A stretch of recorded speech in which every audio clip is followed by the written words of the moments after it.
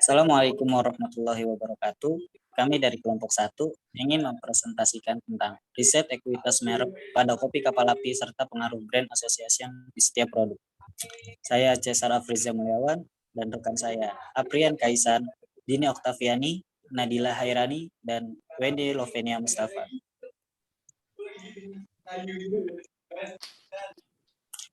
Definisi merek. Merek merupakan nama, istilah, tanda, simbol desain, ataupun kombinasi yang mengidentifikasikan suatu produk atau jasa yang dihasilkan oleh suatu perusahaan. Identifikasi tersebut juga berfungsi untuk membedakannya dengan produk yang ditawarkan oleh perusahaan pesaing. Lebih jauh, sebenarnya merek merupakan nilai tangible dan intangible yang terwakili dalam sebuah trademark atau merek dagang yang mampu menciptakan nilai dan pengaruh tersendiri di pasar bila diatur dengan tepat.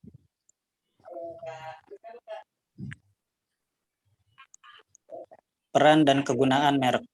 Yang pertama, menjembatani harapan konsumen pada saat kita menjanjikan sesuatu kepada konsumen.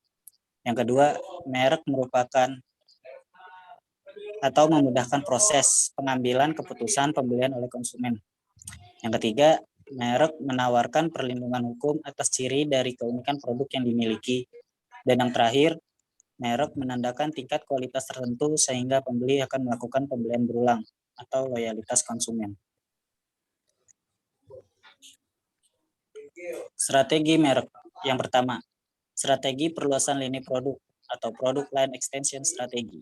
Artinya, perusahaan membuat produk baru atau produk tambahan dalam lini produk yang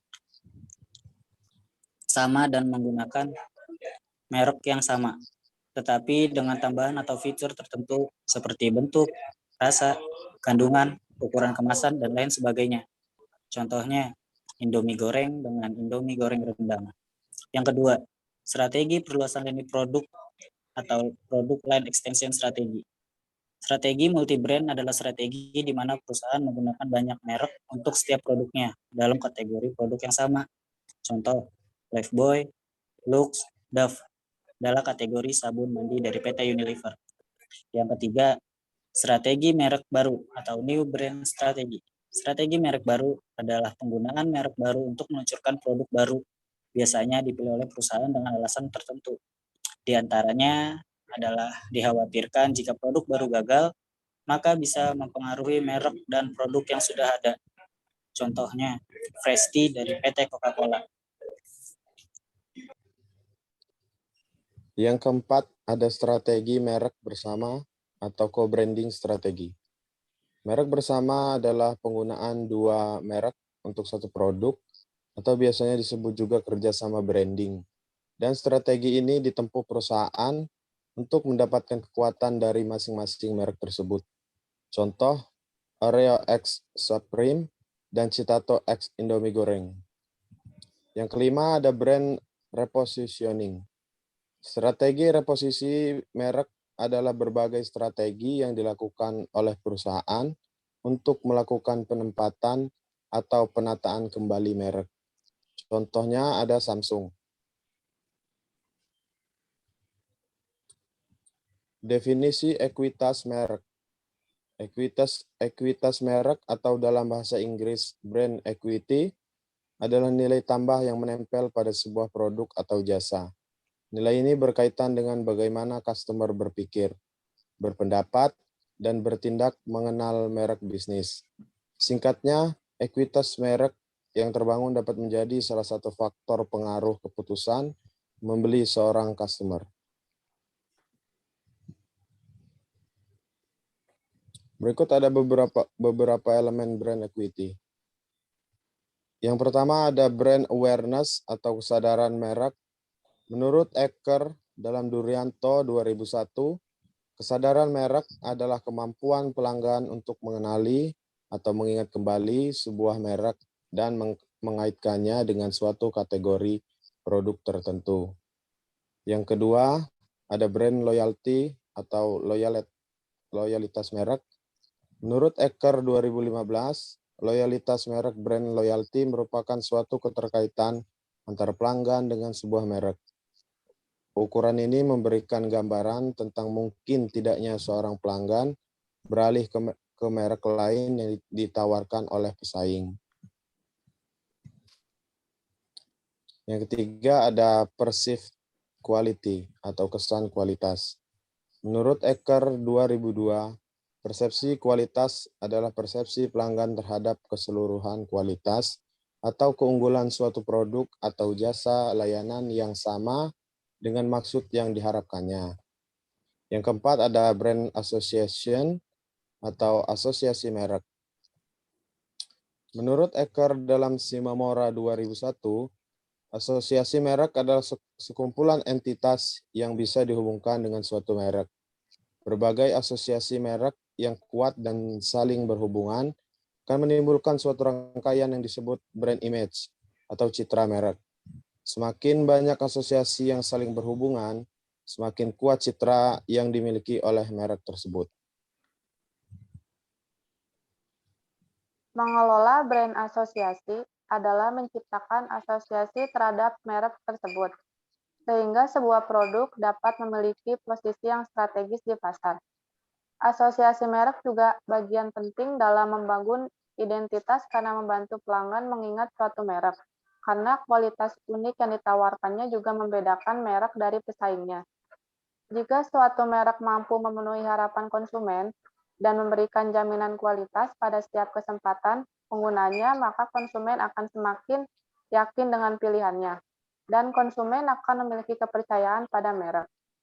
Sebagai contoh, kopi kapal api yang diproduksi oleh PT Santos Jaya Abadi. Industri kopi yang semakin berkembang pesat di Indonesia telah menuntut setiap perusahaan untuk mampu bersaing dengan baik untuk menjaga eksistensinya. Profil perusahaan. PT Santos Jaya Abadi adalah perusahaan multinasional yang memproduksi minuman yang tergabung dalam Kapal Api Group. Perusahaan ini pertama kali memulai usahanya dari rumah dan menghasilkan kopi bubuk pada tahun 1927. Perusahaan ini menempatkan profesionalisme di atas tanpa mengabaikan budaya kekeluargaan. Kemajuan perusahaan dari awal didirikan sampai saat ini adalah hasil dari 3 generasi evolusi. Setiap generasi mempengaruhi dan berkontribusi untuk peningkatan kinerja perusahaan yang signifikan.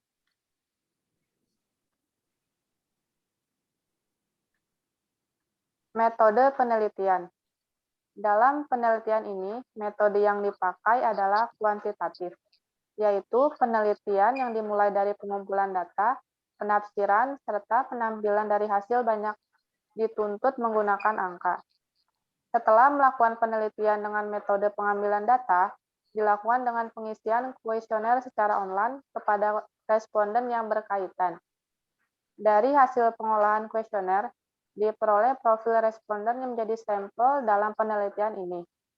Adapun jenis kelamin responden terdiri dari 2, yaitu pria dan wanita, dengan status pekerja dan pelajar.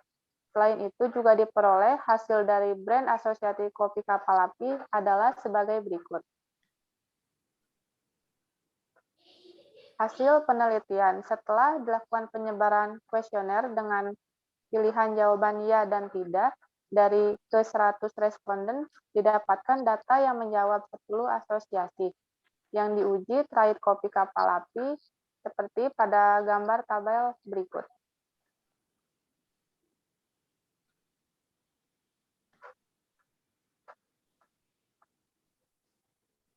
Data pengujian tahap 1. Dari data tersebut dilakukan pengujian dengan rumus uji Khoranki sampai dengan nilai Q lebih kecil daripada nilai X table. Pengujian 1 dilakukan terhadap semua asosiasi. Dari data table brand association di atas diinput ke dalam rumus. Dapat diketahui bahwa nilai Q sebesar 208,013 dan nilai X table sebesar 16,919. Jadi Q lebih besar dari X table. Dari hasil kalkulasi menunjukkan hipotesis masih ditolak. Selanjutnya dilakukan uji tahap 2 dengan menghilangkan perolehan jawaban ya terkecil, yaitu produk tanpa diproduksi di perusahaan ternama dengan hasil sebagai berikut. Data pengujian tahap 2 dapat diketahui bahwa nilai Q sebesar 157,084 dan X-table sebesar 15,507. Jadi nilai Q masih lebih besar daripada nilai X-table. Dari hasil kalkulasi menunjukkan hipotesis masih ditolak. Selanjutnya dilakukan uji tahap 3, tetapi hasil masih ditolak sampai dengan dilakukan pengujian tahap 8 memperoleh hasil sebagai berikut. Selanjutnya dilakukan uji tahap 8 dengan menghilangkan perolehan jawaban ya terkecil, yaitu produk tanpa diproduksi di perusahaan ternama, produk berkafein tinggi, ketertarikan pada kemasan, ketersediaan membeli secara berkala, golongan peminum kopi, memiliki cita rasa yang khas, dan kepuasan terhadap kopi kapal api. Dapat diketahui bahwa nilai Q sebesar 4 dan nilai X-table sebesar 5,991. Jadi nilai Q kurang dari nilai X-table. Dengan demikian hipotesis diterima. Pada tahap 8, hasil perolehan dibandingkan dengan nilai table, ternyata uji hipotesis diterima karena nilai Q kurang dari nilai X-table. Next. Perhitungan uji Kohranki yang ada, maka dapat disimpulkan dasar pengambilan keputusan pembelian oleh konsumen terhadap produk merek kopi kapal api ditentukan oleh yang pertama, merek yang sudah dikenal, yang kedua, harga produk yang terjangkau, dan yang terakhir ada kemudahan dalam mendapatkan produk. Asosiasi yang terkuat dari suatu merek umumnya dengan berbagai hal. Di antaranya yang pertama ada produk attributes atau atribut produk, yang kedua ada intangible attributes atau atribut yang tak berwujud, yang ketiga ada customer benefit, itu manfaat bagi pelanggan, dan yang keempat ada relative price atau harga yang relatif. Pentingnya brand association. Yang pertama, brand association yang kuat dapat mempertinggi keberhasilan program dalam memikat konsumen baru atau merangkul bentuk konsumen lama. Promosi akan lebih efektif jika mereknya dikenal. Yang kedua, brand association yang stabil akan menghilangkan keraguan konsumen terhadap kualitas merek. Lalu yang ketiga, brand association yang kuat digunakan sebagai dasar untuk pertumbuhan dan peluasan merek kepada produk lainnya atau menciptakan bidang bisnis baru. Yang keempat, brand association yang kuat memungkinkan perusahaan memperoleh margin yang lebih tinggi dengan menetapkan premium price dan mengurangi ketergantungan pada promosi sehingga dapat diperoleh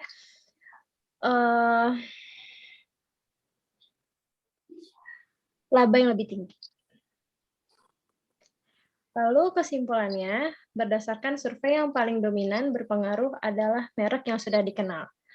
Harga produk yang terjangkau dan kemudahan dalam mendapatkan produk menjadi alasan untuk mereka tetap memilih kopi kapal api.